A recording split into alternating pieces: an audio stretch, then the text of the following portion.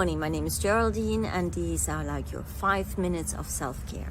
Today I'd like to introduce you to the ethical guiding principles within the philosophy of yoga that allows us also to kind of guide us how we can lead our lives to find peace within and to be always connected within ourselves and our purpose. The reason being why I'm using this is because many people do not understand that yoga is actually a method on how to live. It's not just the postures, the asana and the movements, the pranayama, the breathing and meditation. It is actually a way how we can really also change our way of thinking, because everything starts within ourselves. Now, the first guiding principle I'd like to introduce you to is ahimsa. Ahimsa, ah meaning none, himsa, violence. So it's all about compassion and kindness. Many people interpret it as non-violence towards animals and other human beings. Now, I'm giving you a different perspective. I'm giving you the perspective that non-violence starts really within ourselves. If we are actually really loving and caring to our own being and nurturing what we need, what we want in life, and what our body and our soul and our emotions need, our inner child, then we are able to actually give exactly the same amount of love and compassion to other people.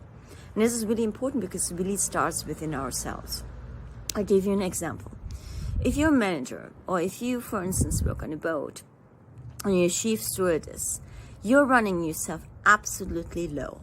You're almost on the edge of burnout because you feel like you need to control everything, that maybe you cannot trust other people to take over the tasks for you, and delegation is just difficult for you because you just feel like, I just want to get it done the way how I want it to get done. Now, we have the tendency, and believe me, I've been also this person, I sometimes am. So just because I'm just sharing with you these principles doesn't mean that I don't have to also still adhere to them. Now, if you get into the edge of burnout, we have the tendency to have these expectations towards others too, indirectly and even unconsciously. We are not aware what we want to also have from other people, what we expect from other people, and how they should act, and how they should behave, and how they should work. Now, all of us are totally different. We cannot expect that other people have the same sense of perfection, maybe even OCD, same sense of living their lives, wanting to live only their lives for work. And what happens is then we push and we push and we push. We push our own limits, but indirectly we also push other people's limits. And this can cause burnout within ourselves, but also our team that we are leading. And this is definitely not an act of compassion and kindness towards ourselves. So it's kind of violent already. So ahimsa, non-violence, starts with self-love and also taking care of oneself.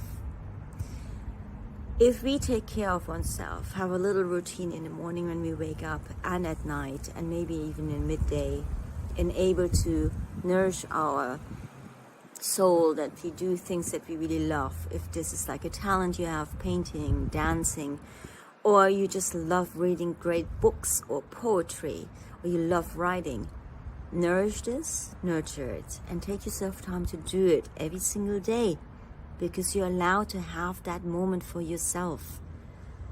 And then we can go back to the tasks that we need to get done with a really fresher outlook and perspective, and with a calmer mind, instead of like aggravated and only seeing the problem that we have just in front of us, but we're gaining perspective.